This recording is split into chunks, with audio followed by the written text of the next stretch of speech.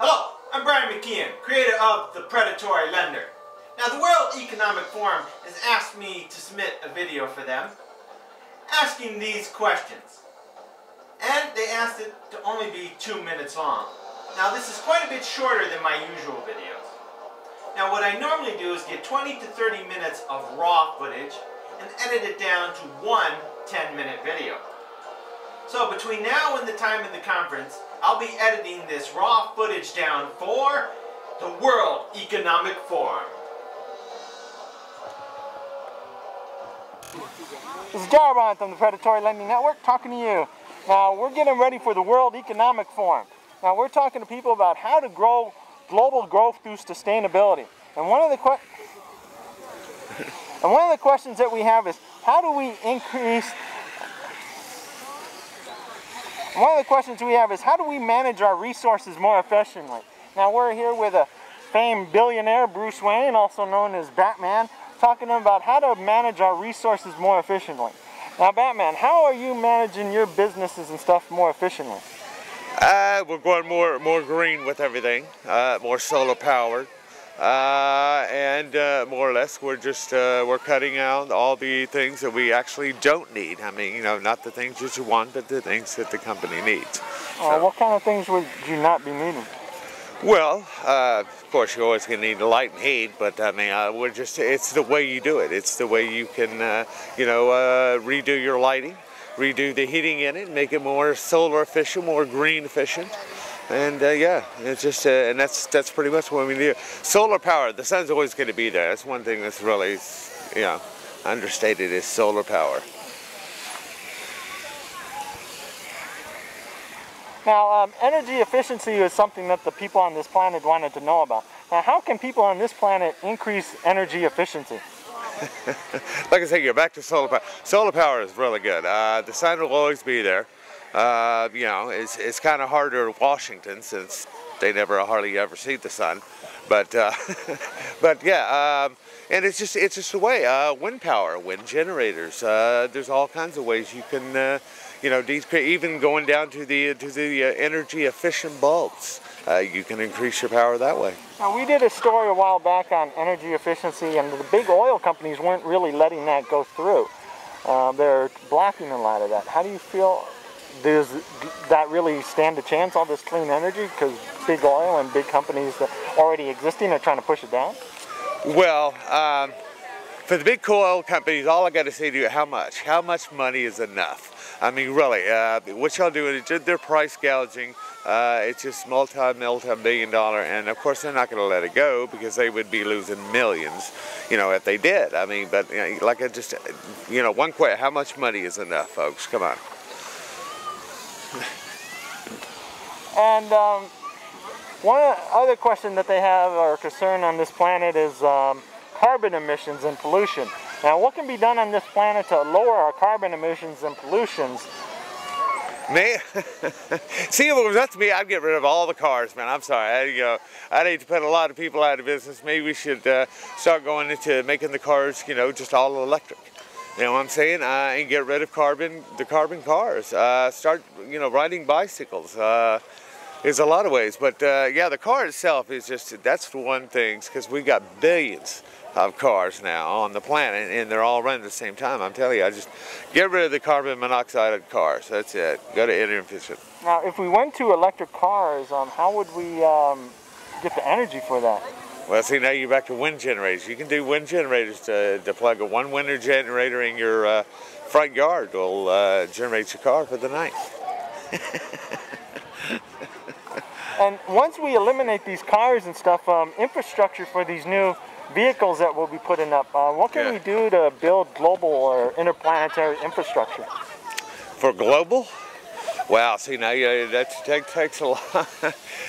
It just, the world can follow by our example. I mean, if America starts doing it and tries to get more energy efficient and more, and especially in today's times, we really need it, I think the world would follow by example. So in closing, since this is going to the World Economic Forum and interplanetary leaders will be watching this throughout the galaxy, is there anything that you would like to say to those leaders throughout the galaxy? Yeah, guys, come on, stop. How much money is enough, okay? You know how to do this. We've had the technology for years, but you're holding it back because you're too afraid you're going to lose billions. How much money is enough? The world, we need to start doing with the world, all right? World economy, all right? And yeah, stop. So in closing, this is Jarbon from the Predatory Lending Network talking to you. Now this is Jarbon from the Predatory Lending Network talking to you. Now the World Economic Forum is having their annual meeting coming up, and the topics that they'll be discussing this time is how do we increase global efficiency through sustainability around the world. Now we're here with Tony Stark, or Iron Man, asking him, now Tony, how can we manage our global resources more efficiently on this planet? I think the best way to do it is to stop shipping things all the way around the globe that you can grow in your backyard. That's one of the good ways to do it. I'll paper proof away. The resources, you want to start from the top? No, just around.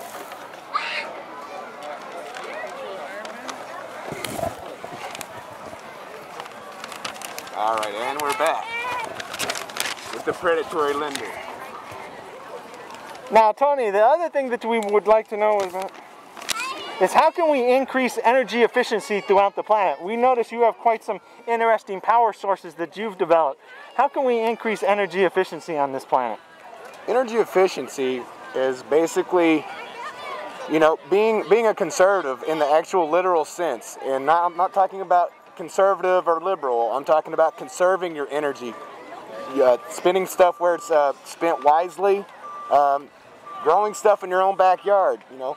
Think about how much it costs to ship strawberries all the way from Chile or whatever. How much goes into the upkeep of the semi-truck, the boat that's being shipped over with. It doesn't really make a lot of sense. So you'd be for local produce and local growers? If everything is localized, you spend a lot less money on energy. It just makes sense. You grow it in your backyard, make sure it's organic, it's good, you know what goes into it. You save a lot of money that way, but it's very hard for people that live in the city. Now, one of the other concerns that they were having on this planet was all the levels of pollution and stuff like that. Now, Tony, what is your company doing to lower the carbon emissions on this world? Carbon emissions. Carbon is one of the four staples of life in this world. And I think, you know, carbon is like everything else. You know, it's, you know, there's oxygen, there's carbon, other items like that. But it's not necessarily 100% bad. It's not necessarily 100% bad. You know, plants have to have, what is it? It's carbon monoxide, correct? Carbon dioxide, excuse me. You know, it's just we're spending at a rate that we can't really stabilize. I mean, we have a limited amount of resources on the planet Earth, and we think that we have an unlimited growth source, and at some point those two numbers reach a point where they can't continue on anymore. Whenever I was in 8th grade, the population was at around 6 billion. Okay? Fast forward about 15 years, and the population is almost 6.7 billion. That's almost 1/7 of the entire global population within 15 years. How long can that continue to go on with us just spending at a rate that we think is infinite? So do you think people should actually develop the space program and start developing other worlds? I think that's really beating around the bush. I think that's really beating around the bush. I mean, what are we going to do? Just go to another planet and use up all their resources too? I don't think that that's an answer. I think it's that people need to start realizing that, you know, we have a really nice place to look. I mean, look at this beautiful beach. Everyone's having a good time. We just got to make do with what we have. I am all for the space program, obviously. But I don't think that the space program should be cut.